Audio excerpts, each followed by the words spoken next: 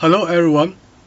Today I'd like to share a new data selection method, GNN, improving data efficiency of graph neural networks via diversified inference maximization. This is a quick outline about what we are talking about. Before introducing the details of our method, we first talk about the motivation and the preliminary. Then is our method. After that, I will end this talk with experiments and contributions. Nowadays, many real-world data graphs, such as social network, knowledge graph, drugs, and new materials. So researchers focus on using deep learning methods on graph. In those methods, graph convolutional networks have achieved great success in many graph-based applications, such as node classification and link prediction. And to achieve satisfactory performance, GNNs require a sufficient amount of labeled data. However, in many practical applications, unlabeled training data are readily available, but the labeled ones are very limited, and get labeled for them might be expensive. For example, in short video applications, less than 5% short videos are labeled, and in Amazon Mechanical Check, the cost for one label is at least $0.05. So labeled data is real, and it is necessary to improve data efficiency using data selection methods. And this is the question. How can we improve data efficiency on graph and GNNs? The answer is data selection methods, such as active learning and coset selection. Our goal is to minimize labeling costs while maximizing modeling accuracy. However, there are two challenges. The first is we must coherence with the characteristics of GNNs, and the second is we must improve efficiency and scalability of our data selection method. In the preliminary section, we first define two data selection problems, active learning and coset selection. Then we introduce GNNs and the social inference maximization problem. First, for active learning problem, we select a subset of nodes S from the train set YeXin to label, so that the lowest loss on the test set we test can be achieved after applying S to the algorithm M. Second, for the coset selection problem, suppose that the train set YeXin is full labeled. We select a subset node S from YeXin that can achieve comparable result as the whole train set YeXin. Then we introduce graph convolutional networks. Just as the formulation shows, GNNs and their variants narratively propagate the information of the nodes to their adjacent nodes when predicting a label. Compared with MLP, GNN has the ability to enhance its feature with the adjacent nodes, thus get better performance. At last, we talk about the social inference maximization. The inference maximization problem in social networks aims to select nodes with budget size B so that the numbers of nodes activated or inferenced in the social network is maximized. Our work GNN focuses on bridging data selection and diversified inference maximization in new GNN settings, rather than addressing classical social inference maximization problem in previous work.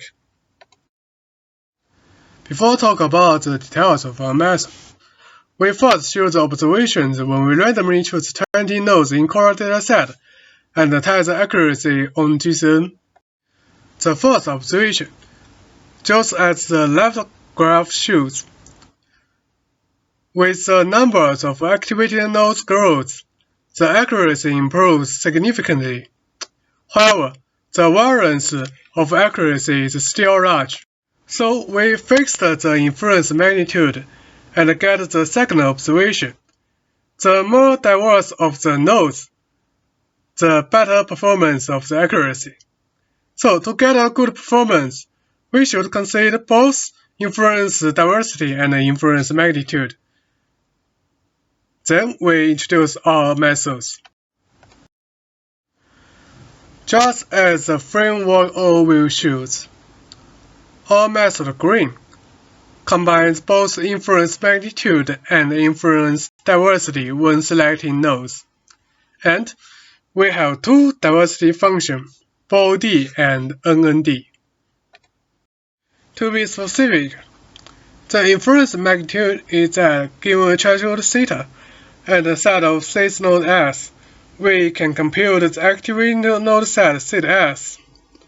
And inference diversity is that given a submodular diversity function and a set of state node S, we can compute the inference diversity ds. Then, we use a hyperparameter to combine magnitude and diversity and get our goal fs. The first submodular diversity function, BOD, is that for each node U in feature space, we set a random R and the U gets a BO GU, and the function dBOS is the union of the GU for each U in the set S. The second submodular diversity function, NND, is that for each node in the feature space, it has a dynamic updated mean distance dmin to the seed node set S. So, given a max distance dmax, we can have the function as GNNs as the sum of dmax minus dmin. Why we use submodular diversity function? Because the submodular is very important. It can provide a 1 minus 1 divided E of the optimal bond for our greedy selection algorithm. We implement our experiments on the datasets Sasir, Cora, PubMed, Reddit, and OGBN papers 100 million, and the baseline is a random, degree, KZG, AGE, NIMAB, and our methods. In the active learning experiments, just as the graph shows, to achieve the same accuracy in Sasir, the best baseline AGE requires 2 times cost as much as green NND. And, concretely, green body outperforms AGE by a margin of 808% on Sasir when 18 labeled nodes are used. In coset selection experiments, Green consistently uses less nodes than any other baselines, and to achieve an accuracy gap of 2% on PubMed, AGE needs 3.2% of all labeled trained data, while Green body needs only one of these nodes, which means that Green body outperforms AGE by 3.2 times in terms of data efficiency. Then is the accuracy and efficiency comparison. As the accuracy table shows, compared with the best baseline AGE, green NND improves the test accuracy by 0.7 to 2.8%. And as the efficiency graph shows, with the scalability of the dataset growth, the speed up of green against NIMAB grows very fast. And note that, since green is model-free, the speed up will be much higher if we use CPU instead of GPU.